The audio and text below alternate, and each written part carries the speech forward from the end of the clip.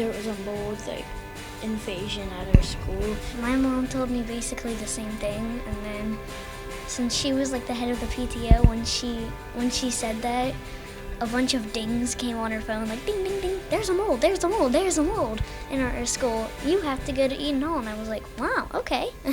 I thought it'd be crazy to go to a different school where all the 4th, 5th, and 6th graders were. So that kind of shocked me and surprised me. I was excited because my brother went to Eden Hall, but I was sort of nervous because I didn't know my way around Eden Hall.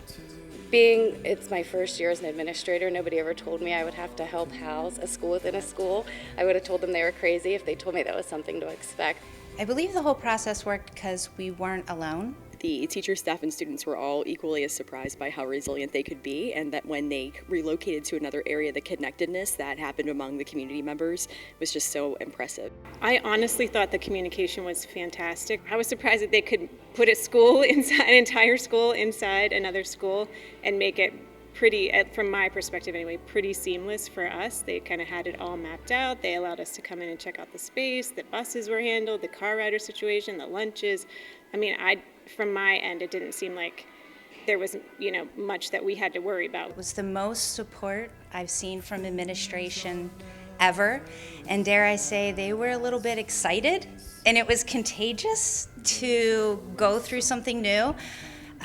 Dr. Miller kind of had his coach face on. It was game day, and he was rallying us up. Anytime we're faced with a difficult situation, we take not the little sticky notes, but the big poster-size stickies, and we really begin to map out what are the contingencies, what are the possibilities, who do we need to have in the room to have input and to think about what the options are. From being at Eden Hall before, I knew the layout of the building. So when Dr. Miller told me we were going to Eden Hall, I immediately felt comfortable, and I was like, give me the map. I can divide these rooms up. I know exactly where to put everyone and how to make this arrangement work. It was, here we go, guys, we can do this.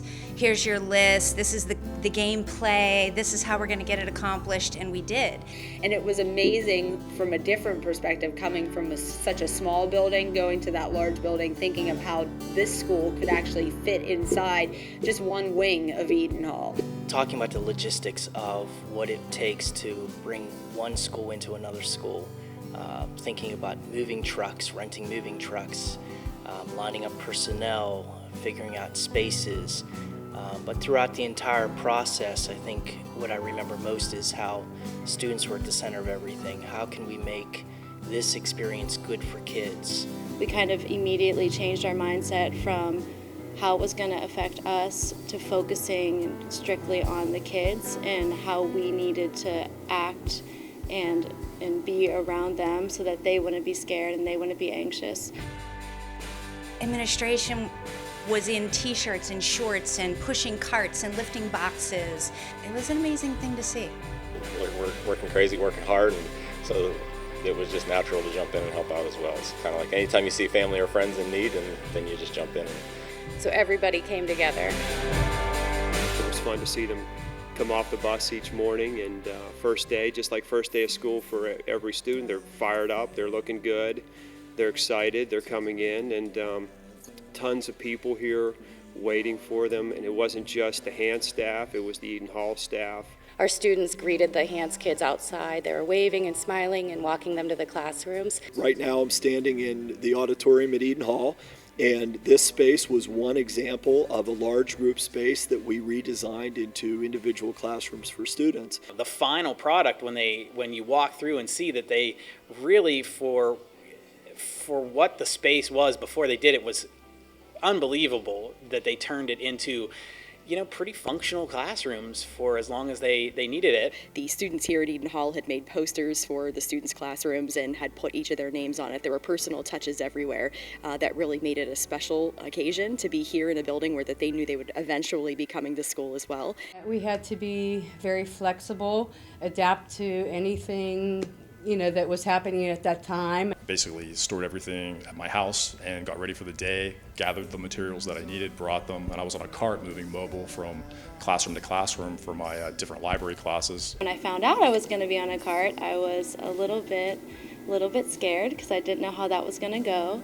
But luckily, Dr. Silba helped me make a nice sign for it, and we got it all set up, and I was able to find some humor and joy in pushing my cart around Eden Hall. You don't even have time to think about it. You just do what you have to do to get the end result accomplished. I'm not sure everyone else liked it so much because I was a little bit noisy. All I could hear was hooting. Woo! I said, "Who is hooting?" Because that's all I could hear was hooting. And so she and I still talk and laugh about that. We have really funny memories of that time. Since we had curtains for walls, it was a little bit noisier than I had anticipated.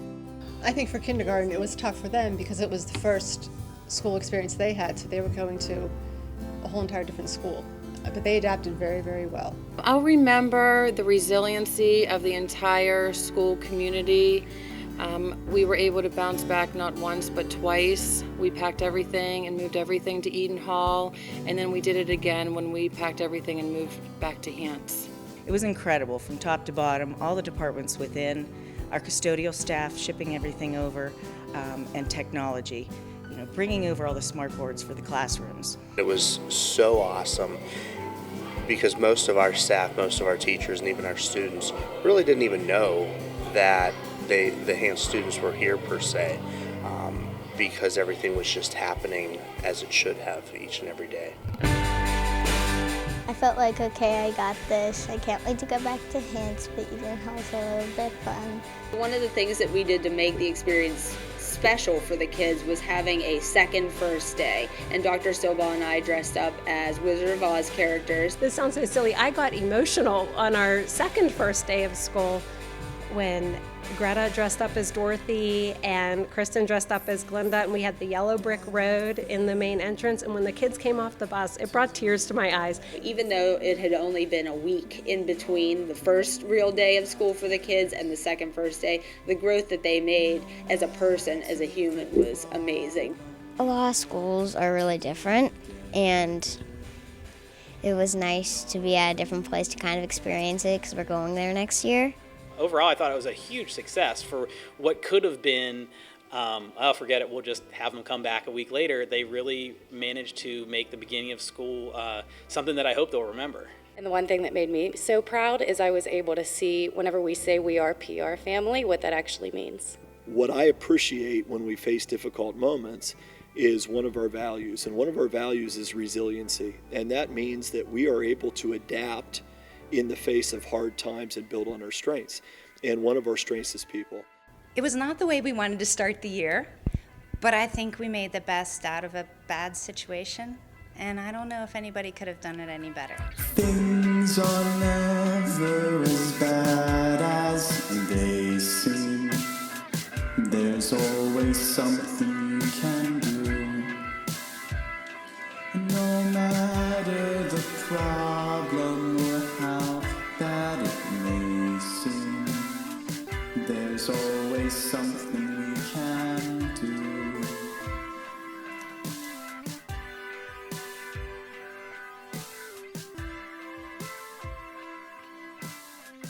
There's always something